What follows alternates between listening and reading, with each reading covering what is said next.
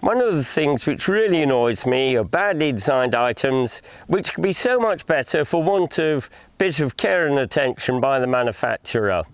And a prime example of this are the Defender door hinges. And the problem is that they wear. So the door catches, rattles around, it sinks. You've really got to slam it to get it shut. And also it develops gaps around the edges and you get the inevitable ingress of rain. Bloody useless. Well, let's get the damn thing off and see what's going on. So I'll start with an impact driver. These sent you a posi 4 bits. Well, that's a good start. So's that. Not even going to need this guy. So we now just do it manually.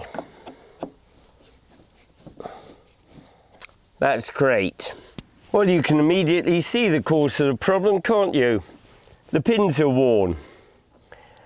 And looking at the fastenings, well, that one's almost perfect. This one has a bit of corrosion outside where it's been exposed to the elements, but is perfect inside. The bulkhead's been injected so often with wax oil and dinitrol, I know it's in perfect condition. And I'm not going to bother to buy some of these fancy stainless steel fixings which are sold at a very great price. I'll clean them up and put them back with liberal coating of this stuff, which I swear by. So what's the cause of the wear? Well, that's not hard to see. There's traces of rust down here, and it's easy to understand what's going on. Water's getting in, it's held in the gap between the pin and the hinge body, and that's an ideal corrosion trap. It'll be rusting away, plus the constant friction from opening and closing the door, and both the pin and the hinge body are going to be wearing. Now, in their wisdom, Land Rovers say that one should lubricate this every 6,000 miles. But how to do it? Grease gun? Nowhere to put it. We can try some penetrating fluid. This will probably go in, but it's very thin. It's not going to last for very long at all. Or good old oil can. We can squirt oil there. All I see is it's running down the outside, and I doubt if any is actually getting inside. So what's the solution? One route is, of course, to make everything corrosion proof, and you can indeed buy stainless steel hinges and pins and fastenings, but they're quite expensive, and be prepared to spend £200 or £300, and for me this isn't very attractive. The other very obvious solution is to put grease nipples on the hinges, but it is such an obvious solution that surely Land Rover or some of the aftermarket parts suppliers would have done it, but apparently not. Maybe there's more to it than meets the eye. Anyhow, let's go inside the workshop and we'll see what's involved. Right, well, let's start by driving out the pin.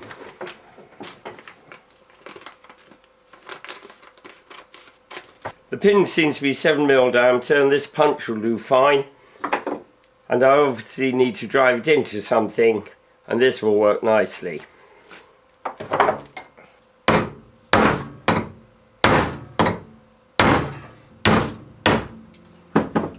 Started to move. Now the pin's wasted, and I want to get the grease nipple opposite the wasted portion, so I'll mark it up. The grease nipples have M6 coarse threads, so I need a 5mm drill. I like to get this good and sharp before I start. Right, so let's punch him very carefully. That's about right. The hinge is of course tapered, so I need a wedge to support it. And I need to line him up very carefully. That's good. I'll go for it.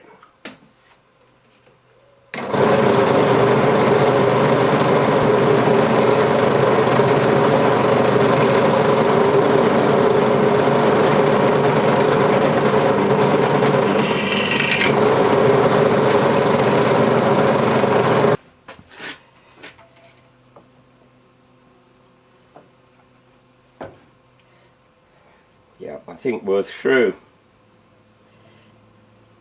Right, and here's the big moment. Let's see how she goes. Moment of truth. Is it going to fit back again? It doesn't foul. That's good. Let's put some grease in.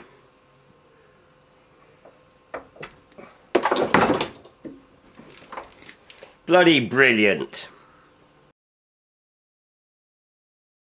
So I've fitted grease nipples to all of the hinges and the job's nearly done.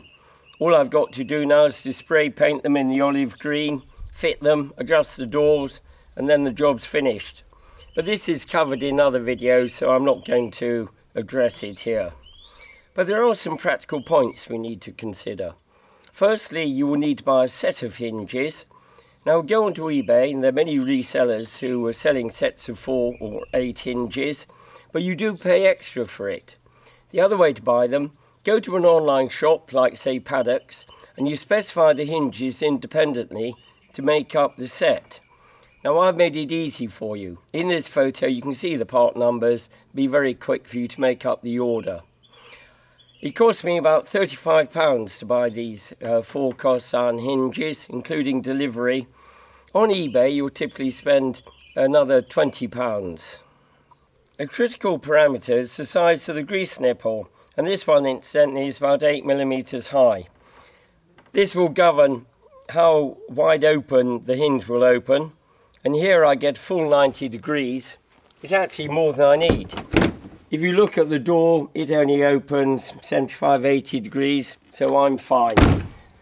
Go for the smallest grease nipples you can find, and if you're really tight for space, you can actually offset them by 1mm or 2.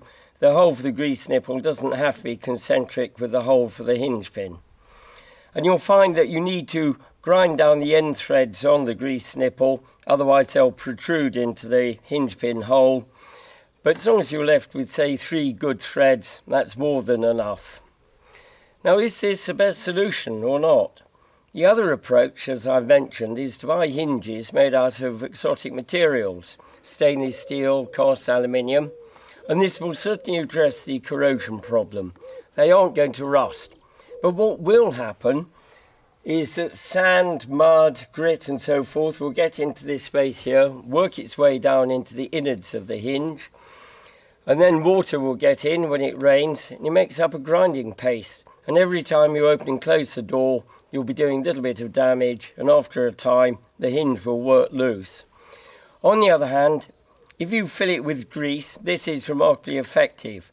The grease fills the voids and there's nowhere for the crud to get in, and every time you re-grease it, you force the grease through, and any crud at the end gets expelled. It works very well on Land Rover prop shafts. But if it's such a good solution, why haven't other people done it? I can't answer for Land Rover. I think they should have introduced this decades ago. As for the aftermarket parts suppliers, I guess it's a money thing. I mean, after all, how much money can you charge for fitting a grease nipple? Not very much. I think they prefer to sell us overpriced plastic bling, which adds little to the functionality of the vehicle. Anyhow, I know which approach I prefer. Bye for now.